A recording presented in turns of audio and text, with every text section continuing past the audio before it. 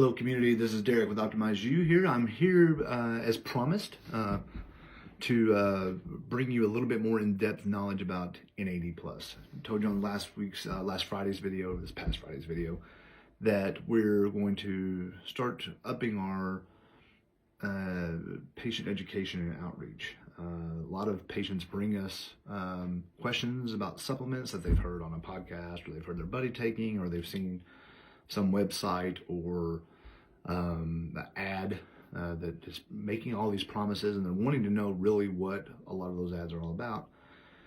So they bring those to us, and we're fortunate enough to have access to not only those same supplements, but also those same supplements that have been tested and have been kind of proven as to what they are, and not just bought from some random website. But more importantly, I think what we provide at Optimize You is the thorough kind of background check of whether or not you would really benefit from that, or more importantly, whether or not there's risk associated with you taking this. We all know the supplement industry here in our country is pretty much unregulated. You can kind of do whatever you want to do as far as a lot of that stuff, and that means you can buy things that may be potentially harmful to you if you're not paying close attention to it. So with that being said, I wanted to start taking deep dives on these Friday conversations that we're having, and really kind of take the what we can provide in a short amount of time on Fridays and kind of add to that. So the first thing that we talked about on our Friday sit-downs was NAD+. NAD+ is a new product to us. We're excited about it. It's a lot of press, but there's also a lot of things out there with NAD+ that you may have heard claims on your podcast, or claims on you heard a buddy talking about that aren't necessarily true. Okay, so we're going to deep dive into NAD+ now. So NAD+ stands for nicotinamide adenine dinucleotide. And it's a coenzyme found in all living cells. It's responsible for all kinds of fun things that we have to have in order to survive, like cellular energy production, DNA repair, and oxidative stress response. So it makes sense to deduce that you would, if you had less of that it may accelerate the aging process. And if we had more of that, it may prolong the aging process. Those are very generic, kind of broad-based assumptions to make. And aren't all necessarily true, but you can sure sell some supplements based off of that. So, so why is NAD important? We all know that those levels decline with age. We brought that up at our talk on Friday, and contributes to age-related dysfunction, and has always been explored as a target cell for anti-aging and health span optimization.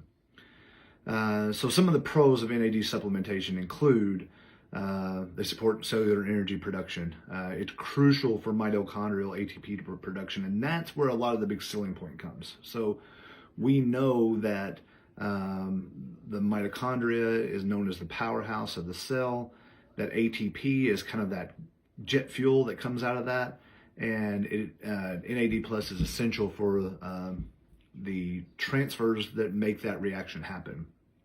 So therefore, it enhances energy metabolism and cellular function. It improves DNA repair. So DNA gets damaged by all kinds of different things, and NAD is an important molecule that helps repair that damaged DNA. It may also help address some age-related DNA damage and instability within your genome, but we'll get to a little bit more of that later. It boosts your antioxidant defense and your redox balance. So what that means is we always hear antioxidants, and people say, oh, I'm taking these daily antioxidants, but do you really know what that is?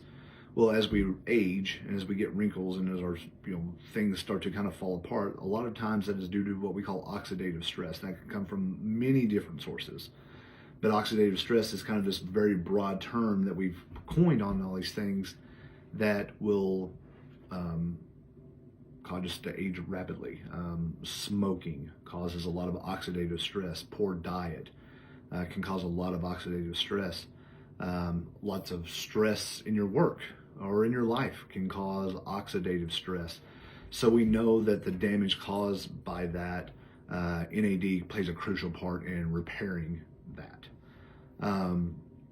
There's some potential neuroprotection that has been looked at with NAD, with things such as Alzheimer's and Parkinson's, and it may improve some cognitive resilience, meaning that the natural decline that comes with aging and your neurological status and your kind of ability to know the when, where, and hows of where you're at, get protected, or there's some evidence where it can be protective with NAD+. Metabolic and cardiovascular health, there's been looked at as well. There may be some studies that suggest some reduce in liver fat, which has been a big topic here recently. We talk about a lot of visceral organ, visceral fat when you come to the clinic and we do your in-body scanning as a sign of poor or better health. We like to see that visceral fat improve over time, and NAD can help with that. It also looks at, it may improve some arterial stiffness. The arteries which carry blood from the heart, oxygenated blood from the heart to all of the tissues, will, the stiffer that is, the more problems we can run into, and there may be some effect with NAD+ on that. There's also cons that come with NAD supplementation, and I always want to make sure that we cover those. We hear about all the great things, but you don't necessarily hear about the things that can come along with NAD supplementation. So number one, and first and foremost, and we have to be very careful in our line of work that we kind of make sure these things are clear, is that there is limited evidence of lifespan expansion, okay? Lifespan expansion studies are very hard to prove in a clinical environment. We can look at things and then kind of look at a group of people that may have some longevity there and look at the kind of the lifestyle things that they're doing and make some deductions on it. But it's very hard to prove with one single thing if that is improving your lifespan. So you'd be very careful with those kinds of things. There's mixed results with animal studies where that is. I believe the actual first notion that NAD+ improved your lifespan was in yeast. So there was some, they're called sirtuins. Sirtuins were activated in these yeast studies, and then there was this kind of assumption that, well, if we do this in all living things, which yeast are living things, then our sirtuins kind of help us with longevity, and so thus NAD is essential for a life expansion. Not necessarily true. There's bioavailability challenges as well. Oral NAD gets absorbed in the gut, and it's very, very hard to kind of measure what actually gets absorbed out. If we do intravenous, or we do injections, or we do nasal spray, we bypass a lot of that stuff, but it's still kind of difficult to measure how much is actually getting taken up. Again, very much a personal, subjective kind of experience with NAD+ on my own, is that I do notice the energy, the day-to-day energy kind of thing. So I know that the nasal spray works for me. It may not absorb in different, the way that in different people's nasal mucosa. So there's that as well. The big thing that I want to bring up, and what doesn't get brought up a lot with NAD+, and it's also why it is so important for you to come to a provider like Jessica or myself to be evaluated if this is really the proper thing for you to take, is that there very well may be a potential cancer risk, in particular with people that have existing cancers. And this is all theorized as well, so it's not doesn't give you cancer, but NAD precursors may accelerate tumor growth, and this has been seen in some animal studies. So we have to be very careful about, make sure that we're being evaluated and given the right recommendations before we start taking a lot of these things. NAD is also very essential for glycolysis. So glycolysis is an essential function, but glycolysis also fuels rapidly dividing cells. And when you have rapidly dividing cells, that's a tumor. And that tumor can be malignant or not malignant, but it has to be if it's cancerous, then we can accelerate that process, which you obviously don't want to do. All in all, there's just inconsistent clinical benefits to NAD, especially in the sense of where it is making its claims, which is this longevity kind of studies, or these longevity claims. It's probably a little bit premature for us to say things like it is life expanding. On a timeline, really hard to say, but on a day-to-day thing, do you feel better on it? I mean, subjectively, I do. But it's all a subjective experience. And it's really hard to measure what the actual clinical benefit of it is. So, in a nutshell, NAD+, it supports cellular health, energy, and DNA repair. There is some promising notions out there for metabolic and neuroprotective benefits.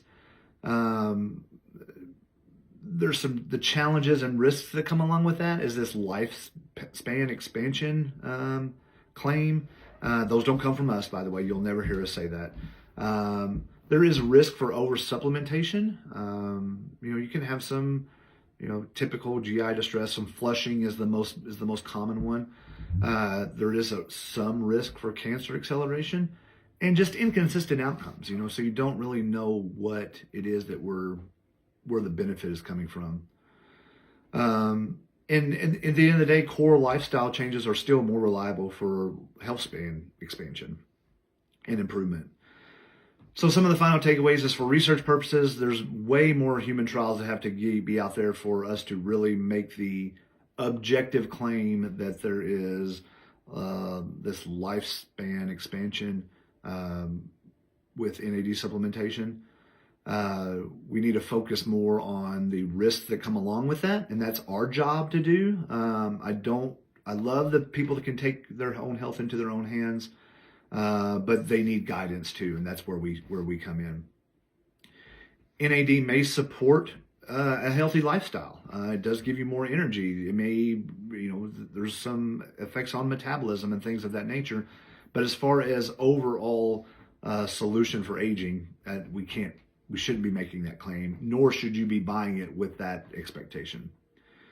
And then as always, we would recommend that you would combine supplementation with a healthy lifestyle, a diet, good sleep patterns, all of those things that will and provenly make our lives, add life to our years. And that's really what my goal is, and Jessica's goal is, that we're looking at, is to make sure that we're adding life to your years, and adding years to your life. That's a really hard claim to make. So I hope you found this informative. I'll be making more of these type videos in the future for all of our Friday breakdowns. And any questions, feel free to comment on the video or send us a message in. Thanks a lot, and y'all have a good week.